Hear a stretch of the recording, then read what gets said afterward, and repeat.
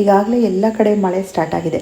ಈ ಸಲ ಮಾನ್ಸೂನಲ್ಲಿ ನಾನು ಯಾವ್ಯಾವ ಕೆಲಸಗಳನ್ನ ಮಾಡಿದ್ದೀನಿ ಹಾಗೆ ಮಾಡ್ತಾ ಇದ್ದೀನಿ ಅನ್ನೋದನ್ನು ತೋರಿಸ್ತೀನಿ. ಮಳೆ ಸ್ಟಾರ್ಟ್ ಆದ ಕೂಡಲೇ ನಾನು ಫಸ್ಟ್ ಮಾಡಿರೋ ಕೆಲಸ ಯಾವುದು ಅಂತ ಅಂದರೆ ಗಿಡನ ಕ್ಲೀನ್ ಮಾಡ್ಕೊಂಡಿದ್ದು. ಸಮ್ಮರಲ್ಲಿ ಇವಾಗ ಬಿಸಿಲು ಎಷ್ಟಿರುತ್ತೆ ಅಂತ ಅಂದರೆ ತುಂಬ ಗಿಡಗಳನ್ನ ನಾವು ಬದುಕಿಸ್ಕೊಳ್ಳೋಕ್ಕೆ ಆಗಲ್ಲ. ನಾವು ಎಷ್ಟೇ ಶೇಡಲ್ಲಿಟ್ಟು ಎಷ್ಟೇ ಕೂಲಾಗಿಡೋಕ್ಕೆ ಟ್ರೈ ಮಾಡಿದರೂ ಕೂಡ ಕೆಲವು ಗಿಡಗಳು ಬರೀ ಬಿಸಿ ಗಾಳಿಗೇ ಸತ್ತೋಗುತ್ತೆ ಅಥವಾ ಎಲೆಗಳು ಸುಟ್ಟು ಹೋಗುತ್ತೆ. ಅದರಲ್ಲೂ ಆ್ಯಂಥೋರಿಯಂ ಗಿಡಗಳನ್ನ ಜಾಸ್ತಿ ಇಟ್ಕೊಂಡಿರೋರ್ಗಂತೂ ತುಂಬ ಬೇಜಾರಾಗುತ್ತೆ. ಎಷ್ಟೊಂದು ಗಿಡಗಳು ಸತ್ತೋಗುತ್ತೆ. ಪೂರ್ತಿ ಡ್ಯಾಮೇಜ್ ಆಗಿರೋ ಪ್ಲ್ಯಾಂಟ್ಸ್ನ ಇನ್ನೇನು ಮಾಡೋಕ್ಕಾಗಲ್ಲ, ತೆಗಿಲೇಬೇಕಾಗತ್ತೆ. ಆದರೆ ಕೆಲವು ಪ್ಲ್ಯಾಂಟ್ಸು ಎಲೆಗಳೆಲ್ಲ ಸುಟ್ಟು ಹೋದಾಗಿರುತ್ತೆ. ಆ ಎಲೆಗಳನ್ನೆಲ್ಲ ಕಟ್ ಮಾಡಿದರೆ ಮಧ್ಯದಲ್ಲಿ ಹೊಸ ಚಿಗುರು ಬರ್ತಾ ಇರುತ್ತೆ. ಅಂಥ ಗಿಡಗಳನ್ನ ನಾವು ಬದುಕಿಸ್ಕೋಬಹುದು. ನಾನು ಕೆಲವು ಗಿಡಗಳಿಗೆ ಲಾಸ್ಟ್ವರೆಗೆ ತುಂಬ ವೆಯ್ಟ್ ಮಾಡಿದೆ ಬದುಕಬಹುದು ಅಂತ. ಕೆಲವು ಗಿಡಗಳು ಸತ್ತೋಯ್ತು, ಇನ್ನು ಕೆಲವು ಗಿಡಗಳು ಈ ರೀತಿ ಚಿಕ್ಕದಾಗಿ ಇದಿಷ್ಟೇ ಉಳ್ಕೊಂಡಿದೆ. ಇದರಲ್ಲಿ ಗ್ರೋತ್ ಬರೋದಕ್ಕೆ ಇನ್ನೂ ಸ್ವಲ್ಪ ದಿನ ವೆಯ್ಟ್ ಮಾಡಬೇಕಾಗುತ್ತೆ. ಸೀಸನಿಗೆ ತಕ್ಕ ಹಾಗೆ ಪಾಟ್ಗಳನ್ನ ಶಿಫ್ಟ್ ಮಾಡೋದು ತುಂಬ ದೊಡ್ಡ ಕೆಲಸ. ಸಮ್ಮರಲ್ಲಿ ನಾವು ಶೇಡ್ ಬೇಕಾಗಿರೋ ಅಂಥ ಗಿಡಗಳನ್ನೆಲ್ಲ ಒಂದು ಕಡೆಗೆ ಶೇಡಿಗೆ ಶಿಫ್ಟ್ ಮಾಡಿರ್ತೀವಿ. ಇವಾಗ ಮಳೆಗಾಲದಲ್ಲಿ ಯಾವ್ಯಾವ ಗಿಡಗಳಿಗೆ ನೀರು ಜಾಸ್ತಿ ಆದರೆ ಆ ಗಿಡಗಳು ಸತ್ತೋಗುತ್ತೆ, ಆ ಗಿಡಗಳನ್ನೆಲ್ಲ ಮಳೆ ನೀರು ಬೀಳದೇ ಇರೋ ಕಡೆ ಶಿಫ್ಟ್ ಮಾಡಬೇಕು. ಅಡೇನಿಯಂ, ಜೇಡ್, ಸಕ್ಯುಲೆಂಟ್ಸ್, ಕೆಲಾಂಚೋ ಈ ರೀತಿ ಪ್ಲ್ಯಾಂಟ್ಸ್ಗೆಲ್ಲ ನೀರು ಜಾಸ್ತಿ ಆದ ತಕ್ಷಣ ಸತ್ತೋಗುತ್ತೆ. ಹಾಗಾಗಿ ಈ ಎಲ್ಲ ವೆರೈಟೀಸ್ ಗಿಡಗಳನ್ನ ನಾವು ಮಳೆ ನೀರು ಬೀಳದೇ ಇರೋ ಕಡೆ ಶಿಫ್ಟ್ ಮಾಡಲೇಬೇಕು. ಜೇಡ್ ಪ್ಲ್ಯಾಂಟ್ಗೆ ತುಂಬ ಬಿಸಿಲಿರಬೇಕು, ಸನ್ಲೈಟ್ ಇದ್ದರೆ ಮಾತ್ರ ಚೆನ್ನಾಗಿ ಬೆಳೆಯುತ್ತೆ.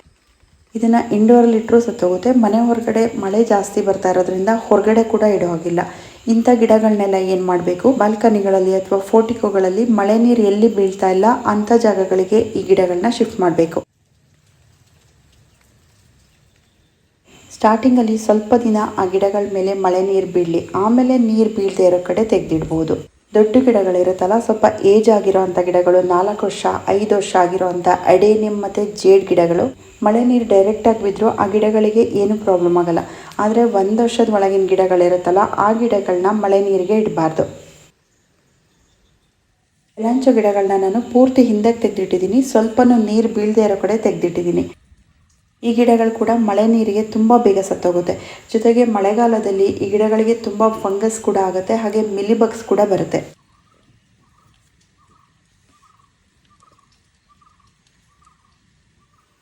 ಅರೇಕಾ ಪಾಮ್ ಒಂದು ಇಂಡೋರ್ ಪ್ಲ್ಯಾಂಟ್ ಆದರೂ ಕೂಡ ಇಂಡೋರಲ್ಲಿ ಇಟ್ಟಾಗ ಇದಕ್ಕೆ ಸ್ವಲ್ಪ ಓವರ್ ವಾಟ್ರಿಂಗ್ ಆದರೂ ಕೂಡ ಈ ಗಿಡ ಸತ್ತೋಗುತ್ತೆ.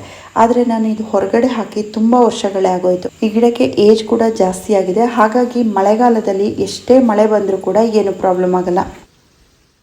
ಕೆಲವು ಗಿಡಗಳಿಗೆ ತುಂಬ ಹಳೇದಾಗಿರೋವಂಥ ಗಿಡಗಳಿಗೆ ಎಷ್ಟೇ ಮಳೆ ನೀರು ಬಿದ್ದರೂ ಏನು ಪ್ರಾಬ್ಲಮ್ ಆಗಲ್ಲ. ದಾಸವಾಳದಲ್ಲಿ ಇದು ವೇರಿಗೇಟೆಡ್ ಲೀವ್ಸ್ ಇರೋವಂಥ ಗಿಡ, ಡಬಲ್ ಕಲರ್ಸಲ್ಲಿರುತ್ತೆ ಇದರ ಎಲೆಗಳು. ಇದು ತುಂಬ ಉದ್ದ ಬೆಳೆದಿತ್ತು. ಇದನ್ನು ಫುಲ್ ಕಟ್ ಮಾಡಿದ್ದೆ. ಇವಾಗ ಇದರಲ್ಲಿ ಪುನಃ ಹೊಸ ಗ್ರೋತ್ ಬರ್ತಾ ಇದೆ. ಮಳೆ ಬರ್ತಾ ಇರೋದ್ರಿಂದ ಇದರಲ್ಲಿ ಹೊಸ ಎಲೆಗಳು ಬರ್ತಾನೆ ಇರುತ್ತೆ. ಅದನ್ನು ಇವಾಗ ನಾನು ಟ್ರಿಮ್ ಮಾಡ್ತಾ ಇದ್ದೀನಿ. ಯಾವುದೇ ಪ್ಲ್ಯಾಂಟ್ಸ್ ಆದರೂ ಅಷ್ಟೇ ಅದಕ್ಕೊಂದು ಶೇಪ್ ಇದ್ದರೆ ಮಾತ್ರ ನೋಡೋಕ್ಕೆ ಚೆನ್ನಾಗಿ ಕಾಣಿಸೋದು. ಈ ದಾಸವಾಳ ಗಿಡ ಬೆಳೆಯೋದೇ ಈ ರೀತಿ ಬುಷಿಯಾಗಿ ಬೆಳೆಯುತ್ತೆ. ಬೇರೆ ದಾಸವಾಳದ ರೀತಿ ಬ್ರಾಂಚಸ್ ಥರ ಬಂದು ಅದರಲ್ಲಿ ಹೂ ಬರೋದು ಆ ರೀತಿ ಇಲ್ಲ. ಇದರಲ್ಲಿ ಒಂದೊಂದೇ ಹೂ ಬರುತ್ತೆ, ರೆಡ್ ಕಲರ್ ಹೂ ಬರುತ್ತೆ, ತುಂಬ ಹೂ ಬರಲ್ಲ. ಈ ದಾಸವಾಳ ಇದೇ ರೀತಿ ಬುಷಿಯಾಗಿ ಬೆಳೆಯೋದ್ರಿಂದ ಆಗಾಗ ಇದನ್ನು ಟ್ರಿಮ್ ಮಾಡಲೇಬೇಕಾಗತ್ತೆ. ಕೆಲವರು ಇದನ್ನು 1.5 ಇಂದ 2 ಫೀಟ್ ಒಳಗೆ ತುಂಬ ಶಾರ್ಟಾಗಿ ಬೆಳೆದಿರ್ತಾರೆ. ಬಾರ್ಡರ್ ರೀತಿ ಒಂದೇ ಲೈನಲ್ಲಿ ಕೂಡ ಬೆಳೆದಿರ್ತಾರೆ. ಮಳೆ ಬಂದ ಕೂಡಲೇ ಗಿಡಗಳಿಗೆ ತುಂಬ ಖುಷಿಯಾಗುತ್ತೆ, ಹಾಗೆ ನಮಗೂ ಕೂಡ ಖುಷಿಯಾಗುತ್ತೆ ನೀರು ಹಾಕೋದಿರಲ್ಲ ಅಂತ. ಆದರೆ ಖುಷಿ ಒಂದು ಕಡೆ ಆದರೆ ಇನ್ನೊಂದು ಕಡೆ ಕಳೆ ಬರೋದನ್ನು ಕ್ಲೀನ್ ಮಾಡಬೇಕಲ್ಲ ಅಂತ ಟೆನ್ಷನ್ ಕೂಡ ಆಗುತ್ತೆ. ಕ್ಲೀನ್ ಮಾಡದೇ ಹೋದರೂ ಒಳ್ಳೆ ಪ್ಲ್ಯಾಂಟ್ಸ್ ಎಲ್ಲ ಹಾಳಾಗುತ್ತೆ. ಹಾಗಾಗಿ ಮಳೆಗಾಲದಲ್ಲಿ ಇದೊಂದು ಟೆನ್ಷನ್ ಇದ್ದೇ ಇರುತ್ತೆ. ಜೇಡ್ ಪ್ಲ್ಯಾಂಟಲ್ಲಿ ತುಂಬ ಉದ್ದ ಬ್ರಾಂಚಸ್ ಬಂದಿತ್ತು, ಅದನ್ನೆಲ್ಲ ಇವಾಗ ನಾನು ಪ್ರೂನಿಂಗ್ ಮಾಡ್ತಾ ಇದ್ದೀನಿ. ಜೇಡ್ ಪ್ಲ್ಯಾಂಟಿಗೆ ಒಂದು ಶೇಪ್ ಇಲ್ಲ ಅಂದರೆ ನೋಡೋಕ್ಕೆ ಚೆನ್ನಾಗಿ ಕಾಣಿಸಲ್ಲ. ಪ್ರೂನಿಂಗ್ ಮಾಡಿದ ಕಟ್ಟಿಂಗ್ನೆಲ್ಲ ನಾನು ವೇಸ್ಟ್ ಮಾಡಲ್ಲ, ಅದನ್ನು ಕೂಡ ಒಂದು ಟ್ರೇನಲ್ಲಿ ಹಾಕಿಡ್ತಾ ಇದ್ದೀನಿ. ಅದರಲ್ಲಿ ರೂಟ್ಸ್ ಚೆನ್ನಾಗಿ ಬಂದಮೇಲೆ ಅದನ್ನು ಪುನಃ ನಾನು ಪಾಟ್ಗಳಿಗೆ ಶಿಫ್ಟ್ ಮಾಡ್ತೀನಿ. ಮಳೆ ಬಂದಾಗ ಯಾರು ಮಳೆ ನೀರನ್ನು ವೇಸ್ಟ್ ಮಾಡಬೇಡಿ, ಅದನ್ನು ಕಲೆಕ್ಟ್ ಮಾಡಿಬಿಟ್ಟು ಪುನಃ ಗಿಡಗಳಿಗೆ ಹಾಕಬೇಕು. ಮಳೆ ನೀರು ಗಿಡಗಳಿಗೆ ತುಂಬ ಒಳ್ಳೆಯದು. ಮಳೆ ನೀರನ್ನು ಕಲೆಕ್ಟ್ ಮಾಡಿಬಿಟ್ಟು ನಾವು ಎಲ್ಲಿ ಯಾವ್ಯಾವ ಗಿಡಗಳಿಗೆ ಮಳೆ ನೀರು ಬೀಳ್ತಾ ಇಲ್ಲ ಆ ಗಿಡಗಳಿಗೆ ಹಾಕ್ಬೋದು. ಇಂಡೋರ್ ಪ್ಲ್ಯಾಂಟ್ಸಿಗೆ ಹಾಕ್ಬೋದು. ಬಾಲ್ಕನಿಯಲ್ಲಿ ಯಾವ ಗಿಡಗಳಿಗೆ ಮಳೆ ನೀರು ಬೀಳಲ್ಲ ಆ ಗಿಡಗಳಿಗೆ ಈ ಕಲೆಕ್ಟ್ ಮಾಡಿದ ನೀರನ್ನು ಹಾಕ್ಬೋದು. ನಾನು ಪ್ರತಿ ವರ್ಷ ಮಳೆಗಾಲದಲ್ಲಿ ಮಳೆ ನೀರನ್ನೇ ಕಲೆಕ್ಟ್ ಮಾಡಿ ಹಾಕೋದು, ಬೇರೆ ಯಾವ ನೀರನ್ನು ಹಾಕಲ್ಲ. ಮನಿ ಪ್ಲ್ಯಾಂಟ್ ಬಳ್ಳಿಗಳನ್ನ ನೀವು ತುಂಬ ವೀಡಿಯೋಸಲ್ಲಿ ನೋಡಿರ್ತೀರ. ತುಂಬ ಹಳೆ ಬಳ್ಳಿ ಅದು, ತುಂಬ ವರ್ಷಗಳಾಗಿ ಆ ಕಾಂಡ ತುಂಬ ದಪ್ಪ ಆಗಿತ್ತು. ಹಾಗಾಗಿ ನಾನು ಈ ವರ್ಷ ಆ ಮನಿ ಪ್ಲ್ಯಾಂಟ್ ಬಳ್ಳಿನ ಚೇಂಜ್ ಮಾಡೋಣ ಅಂದ್ಕೊಂಡು ಇಲ್ಲಿರೋ ಫುಲ್ ಎಲ್ಲ ಮನಿ ಪ್ಲ್ಯಾಂಟ್ಗಳನ್ನು ಕ್ಲೀನ್ ಮಾಡಿದ್ದೀನಿ. ನೀವು ಇಲ್ಲಿ ನೋಡ್ತಾ ಇರ್ಬೋದು, ಪೂರ್ತಿ ಖಾಲಿ ಖಾಲಿ ಕಾಣಿಸ್ತಾ ಇದೆ. ಅದರ ಕಟ್ಟಿಂಗ್ನ ತೆಗೆದಿಟ್ಕೊಂಡಿದ್ದೀನಿ. ಅದನ್ನು ಪುನಃ ಹೊಸದಾಗಿ ಬೆಳೆಯೋಣ ಅಂದ್ಕೊಂಡಿದ್ದೀನಿ. ಆ ಪಾಟ್ಗಳಿಗೆ ಫಿಲೋಡೆಂಡ್ರಾನ್ ಗಿಡಗಳನ್ನ ಹಾಕಿದ್ದೀನಿ. ಜೂನ್ ಮಂತಲ್ಲಿ ಎಲ್ಲ ಗಿಡಗಳದ್ದು ಗ್ರೋಯಿಂಗ್ ಪೀರಿಯಡ್ ಅಂತ ನಿಮ್ಗೆಲ್ರಿಗೂ ಗೊತ್ತು. ಹಾಗಾಗಿ ರಿಪೋರ್ಟಿಂಗ್ ಮಾಡೋವಂಥ ಗಿಡಗಳನ್ನ ನೀವು ರಿಪೋರ್ಟಿಂಗ್ ಮಾಡ್ಕೋಬೋದು. ನಾನು ಎಲ್ಲ ಗಿಡಗಳನ್ನೂ ರಿಪೋರ್ಟಿಂಗ್ ಮಾಡ್ಕೊಳ್ಳಿಲ್ಲ. ಯಾವ್ಯಾವ ಗಿಡಗಳಿಗೆ ಅಗತ್ಯ ಇತ್ತೋ ಅಂಥ ಗಿಡಗಳನ್ನ ಮಾತ್ರ ರಿಪೋರ್ಟಿಂಗ್ ಮಾಡ್ಕೊಂಡಿದ್ದೀನಿ. ಯಾವ್ಯಾವ ಗಿಡಗಳದ್ದು ಗ್ರೋತ್ ನಿಂತೋಗಿತ್ತು ಅಥವಾ ಬೇರ್ಗಳು ಜಾಸ್ತಿ ಬೆಳೆದು ರೂಟ್ ಬೌಂಡ್ ಆಗಿತ್ತು ಅಥವಾ ಈ ರೀತಿ ವಂಡ್ರಿಂಗ್ ಜ್ಯೂ ಆಗಿದೆಯಲ್ಲ, ಈ ರೀತಿ ಗಿಡಗಳು ತುಂಬ ಡಲ್ ಆಗಿ ಅದಕ್ಕೊಂದು ಶೇಪೇ ಇಲ್ಲದೆ ರೀತಿಯಾಗಿತ್ತು, ಇಂಥ ಗಿಡಗಳನ್ನೆಲ್ಲ ನಾನು ರಿಪೋರ್ಟಿಂಗ್ ಮಾಡ್ಕೊಂಡಿದ್ದೀನಿ. ವಂಡ್ರಿಂಗ್ ಜ್ಯೂ ಗಿಡಗಳ ಥರ ಯಾವ ಗಿಡಗಳಲ್ಲಿ ತುಂಬ ಸಾಫ್ಟ್ ಸ್ಟೆಮ್ ಇರುತ್ತೆ ಅಂಥ ಗಿಡಗಳನ್ನ ನೀವು ಯಾವಾಗ ಬೇಕಾದರೂ ರಿಪೋರ್ಟಿಂಗ್ ಮಾಡ್ಕೋಬೋದು. ಮದರ್ ಪ್ಲ್ಯಾಂಟ್ಗಿಂತ ಈ ರೀತಿ ಚಿಕ್ಕ ಚಿಕ್ಕ ಕಟ್ಟಿಂಗ್ಗಳನ್ನ ಇದರಿಂದನೇ ಗಿಡಗಳು ತುಂಬ ಚೆನ್ನಾಗಿ ಬೆಳೆಯುತ್ತೆ. ಇಂಪೇಷನ್ಸ್ ಅಥವಾ ಯಾವುದೇ ಸಾಫ್ಟ್ ಸ್ಟೆಮ್ ಇರೋವಂಥ ಗಿಡಗಳನ್ನ ನೀವು ಪ್ರತಿ ವರ್ಷ ಕಟ್ಟಿಂಗ್ಗಳನ್ನ ತೆಗೆದು ಹಾಕೋದ್ರಿಂದ ಆ ಕಟ್ಟಿಂಗ್ಗಳಿಂದ ಹೊಸ ಗ್ರೋತ್ ತುಂಬ ಚೆನ್ನಾಗಿ ಬರುತ್ತೆ. ಮದರ್ ಪ್ಲ್ಯಾಂಟ್ಗಿಂತ ಈ ಹೊಸ ಕಟ್ಟಿಂಗ್ಗಳನ್ನ ತೆಗೆದು ಹಾಕ್ತೀವಲ್ಲ, ಆ ಗಿಡಗಳೇ ತುಂಬ ಚೆನ್ನಾಗಿ ಬೆಳೆಯುತ್ತೆ. ಮಳೆ ಶುರುವಾಗಬೇಕಾದ್ರೆ ನಾನು ಯಾವ ರೀತಿ ಫರ್ಟಿಲೈಸರ್ನ ಹಾಕ್ತೀನಿ ಅಂತ ಹೇಳೋದಾದರೆ, ನಾನು ಮೊದಲೇ ಹೇಳಿದಾಗೆ ನಾನು ಎಲ್ಲ ಗಿಡಗಳನ್ನೂ ರಿಪೋರ್ಟಿಂಗ್ ಮಾಡಲ್ಲ. ಆ ಪ್ಲ್ಯಾಂಟ್ ಗ್ರೋತ್ ಚೆನ್ನಾಗಿರೋವಂಥ ಗಿಡಗಳನ್ನ ರಿಪೋರ್ಟಿಂಗ್ ಮಾಡೋಕ್ಕೆ ಹೋಗಲ್ಲ. ಹಾಗೆ ದೊಡ್ಡ ಪಾಟಲ್ಲಿರೋವಂಥ ಗಿಡಗಳನ್ನೂ ಕೂಡ ರಿಪೋರ್ಟಿಂಗ್ ಮಾಡೋಕ್ಕೆ ಹೋಗಲ್ಲ. ಫರ್ಟಿಲೈಸರ್ ಹಾಕೋಕ್ಕೆ ಮುಂಚೆ ಫಸ್ಟು ಆ ಗಿಡಗಳನ್ನೆಲ್ಲ ಕ್ಲೀನ್ ಮಾಡ್ಕೋಬೇಕು. ಕ್ಲೀನ್ ಮಾಡೋದು ತುಂಬ ಇಂಪಾರ್ಟೆಂಟ್. ಎಲ್ಲೋ ಆಗಿರೋ ಎಲೆಗಳನ್ನ, ಬ್ರೌನ್ ಆಗಿರೋ ಎಲೆಗಳನ್ನ ಕಟ್ ಮಾಡಿ ತೆಗೆದ್ಬಿಟ್ಟು ಆ ಗಿಡಗಳನ್ನೆಲ್ಲ ಪೂರ್ತಿ ಕ್ಲೀನ್ ಮಾಡ್ಕೋಬೇಕು. ಒಣಗಿರೋ ಎಲೆಗಳನ್ನೆಲ್ಲ ಕಟ್ ಮಾಡಿ ತೆಗೆದು ಪಾಟಲ್ಲಿ ಕಳೆ ಏನಾದರೂ ಇದ್ದರೆ ಅದನ್ನು ಕ್ಲೀನ್ ಮಾಡಿ, ಹಾಳಾಗಿರೋ ಎಲೆಗಳು, ಕರಗಿರೋ ಎಲೆಗಳನ್ನೆಲ್ಲ ಕಟ್ ಮಾಡಿ ತೆಗೆದ್ರೆ ನಿಮಗೆ ಗೊತ್ತಾಗುತ್ತೆ, ಸ್ವಲ್ಪ ದಿನಕ್ಕೇ ಹೊಸ ಗ್ರೋತ್ ಬರುತ್ತೆ, ಹೊಸ ಎಲೆಗಳು ಕೂಡ ಬರುತ್ತೆ. ಹಾಗಾಗಿ ಗಿಡಗಳನ್ನ ಕ್ಲೀನ್ ಮಾಡೋದನ್ನು ಮಾತ್ರ ನೆಗ್ಲೆಕ್ಟ್ ಮಾಡಲೇಬಾರ್ದು. ಈ ಬ್ರೊಮಿಲಿಯಾಡ್ ಗಿಡಗಳಲ್ಲಿ ಮಳೆ ನೀರು ಬಿದ್ದಾಗ ಮಧ್ಯದಲ್ಲಿ ನೀರು ನಿಂತ್ಕೊಳ್ಳುತ್ತೆ.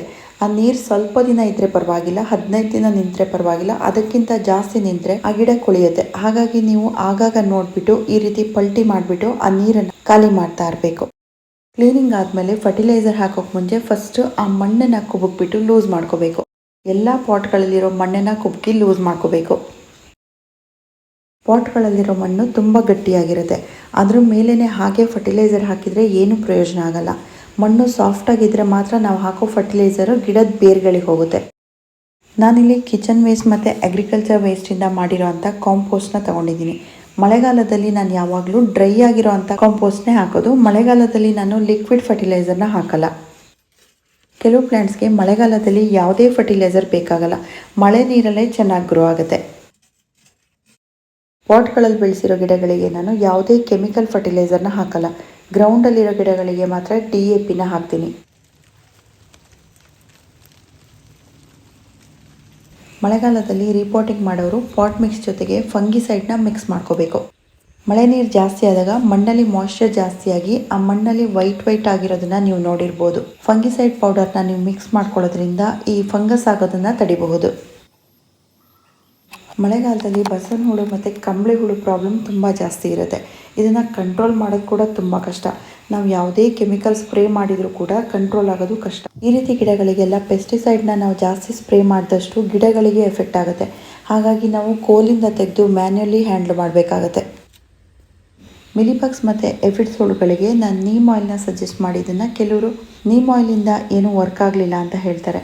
ಮೋಸ್ಟ್ಲಿ ಅದು ಕೆಲವು ಬ್ರ್ಯಾಂಡ್ ನೀಮ್ ಆಯಿಲ್ಗಳಿಂದ ಆಗಲ್ಲ ಅಂತ ಅನ್ಸುತ್ತೆ. ಆದರೆ ನಾನು ಯೂಸ್ ಮಾಡೋ ನೀಮ್ ಆಯಿಲಲ್ಲಿ ತುಂಬ ಚೆನ್ನಾಗಿ ವರ್ಕ್ ಆಗುತ್ತೆ.